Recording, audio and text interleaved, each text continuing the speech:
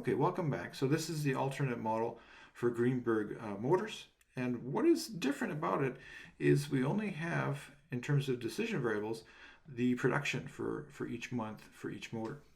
All right, you can see that the inventory is not a decision variable.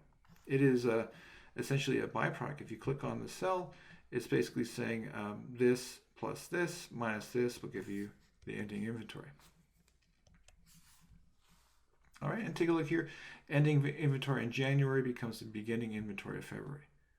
Right? Ending inventory of February becomes the beginning inventory of March, and so on. So this is probably set up more so from what you're familiar with from your other classes.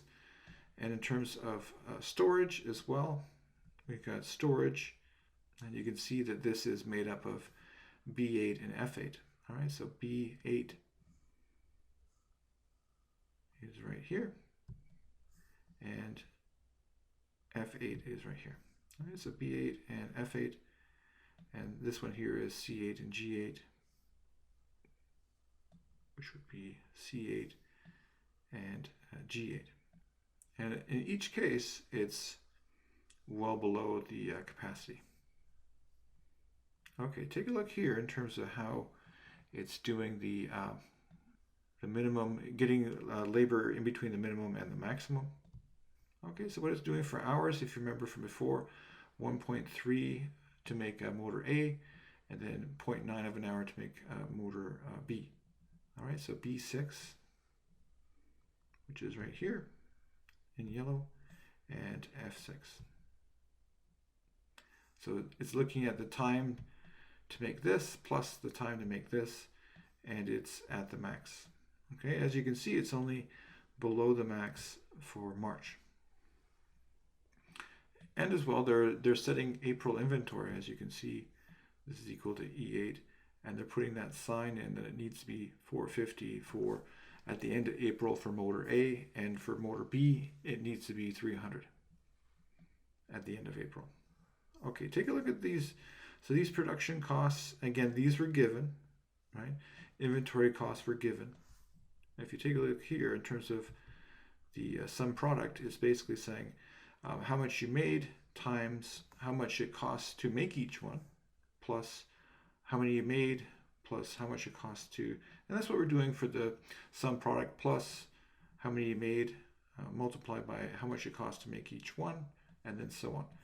And that will give us our total production costs. But there's also the total inventory costs. So you look at the formula here, you can see it's using a sum product. So how much do we have for inventory? Multiplied by 18 cents for the holding costs, the inventory costs for each one, plus how many we have in inventory, and then that's multiplied by 18 cents for inventory costs for each one, and so on going across. And then, of course, you look at the formula for total cost, it's going to be the combination of the two. So it's summing these two together. Let's take a look at Solver. Going into Solver. So if you look at Solver, it's saying that J22, which is right here, okay, so it's saying to minimize that by changing the cells B6 to I6, which is right here, the yellow going across. And take a look here for the constraints. So you'll see all the constraints, right? So B11 to B14 is less than or equal to D11 to D14, so that's right here. Putting in the storage, so that's the storage constraint. And then it looks like in terms of B17 to B18. All right, so B17 to B18. So that's looking at putting together the constraints for ending inventory. And look at here, B8 to I8. So this is B8 right here to I8. And this is the constraint saying that we can't have any ending inventory be a negative number. Right, so it's got to be either 0 or some positive number. So this is, as we can see here, this is the constraint to keep that positive. All right, then the next one is G11 to G14.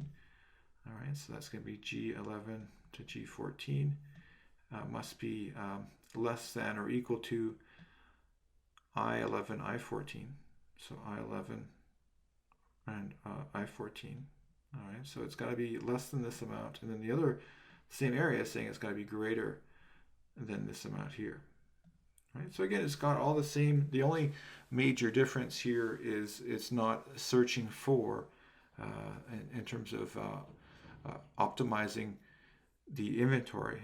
The inventory, as you can see, the ending inventory is just a byproduct. The ending inventory, which will become next month's beginning inventory, is just a byproduct of the other parameters.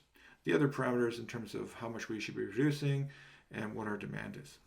Okay, and that's, again, this may make a bit more intuitive sense, because you can see that all your inventories, ending inventories, demand, production for that month is all in the same column, and that might be more familiar with you to you compared to the other courses that you've taken.